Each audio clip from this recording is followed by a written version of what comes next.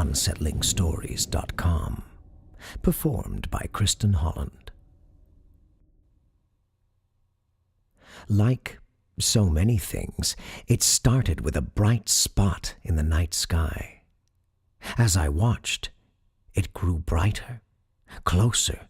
Before long, I could hear it. It was loud and constant, a freight train riding a persistent thunderclap. Birds were roused from their sleep, and they took to the sky, soaring away from the threatening light and sound. I didn't move, though. I had to see. It struck the ground in the woods outside my property, perhaps a quarter-mile away. A second later, a searing blast of heat and pressure singed my eyebrows and threw me to the ground. My daze, while not insubstantial, was pushed to the side by excitement and wonder. I scrambled to my feet and ran toward the impact site. The woods were alive with fire, orange plasma licking the evergreens as the sap within boiled and hissed. I passed the charred bodies of squirrels and deer as I darted around the hottest spots of quickly dying flames. Before long, I was there. The crater was about as wide and as deep as a backyard swimming pool. At its center was a red rock. Bright red, fire engine red. The color wasn't from heat. I noticed with some surprise as feathery rime crept with fractalic persistence over the exposed surface. For a moment, there was no sound. I peered into the crater and watched the rime crawl up the rock, wondering how ice could form so close to the still smoldering brush and dirt alongside it. On the other side of the object, out of my view, a sliver of yellow light flashed. Before I could go around to investigate, a crack spread on the surface of the rock. Dazzling, hypnotic sparkles of yellow and green filled my eyes. I woke up on the forest floor at some point in the morning. The fires were out. Whatever had been in the crater had crumbled to dust. Without any knowledge of how I'd lost consciousness, I felt fear tickle the back of my neck. Almost as quickly as it started, though, the feeling evaporated. All my concern evaporated.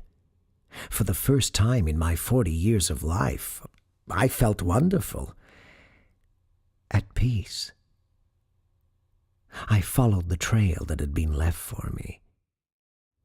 It led to my garage.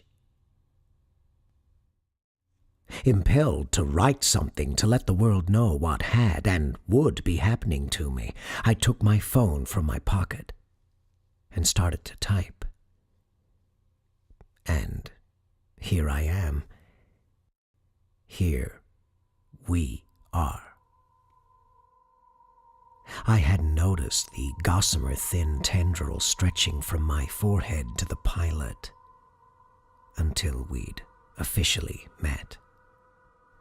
Its eye stalks perked up upon seeing me enter the garage, and it extruded newer, thicker filaments from its bulk to greet me.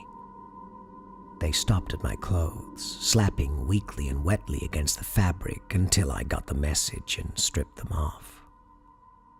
Unhindered, the finger-thick filaments, now perhaps tendrils, pushed into me. I tasted the cosmos with my skin, and every exposed surface of my body sang in an electric choir of caressed nerves. Let them know how it feels, the pilot whispered in me. The sensation was that of being licked by 10,000 tongues, if 10,000 tongues were the emissaries of 10 billion galaxies. I felt stars blink into existence on my chest and detonate in supernovae chaos on my hands and feet.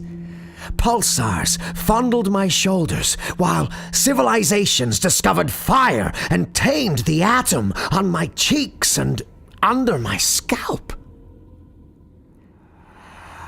Have them come to us so we can let them feel. The pilot breathed throughout me. I dialed 911 and sighed the words. Officer down at 133 Rural Route 5.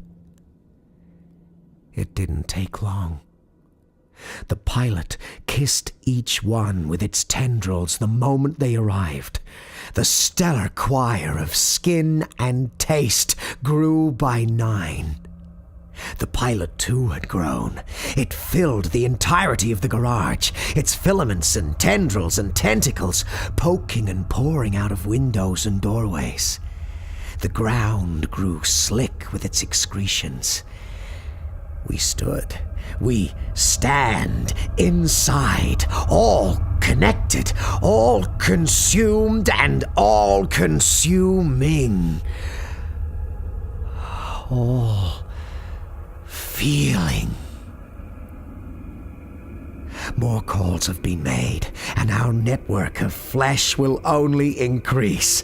The pilot is gifting us with poetry to swallow, concepts that can only be understood once they have been tasted, once they have been digested, once they have been incorporated. It is with a fleeting sense of loss that I recall the man who I'd once been. A man who, just last night, succumbed to his fervid curiosity and ran toward the fire. Never once did he care about being burnt. Never once did he worry about what may happen. And now, he is here. Now I am here. Now we are here.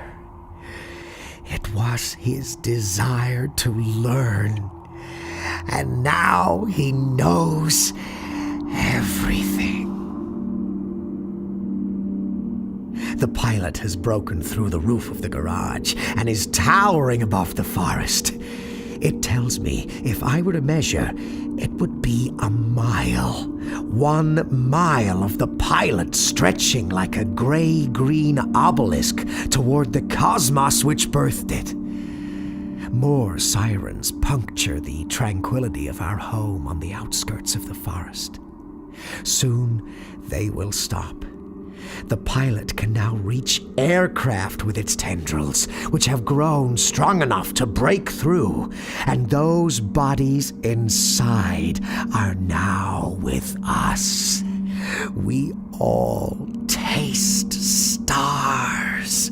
We all bathe in radiation and fling ourselves toward the expanding borders of the universe in simultaneous orgasm.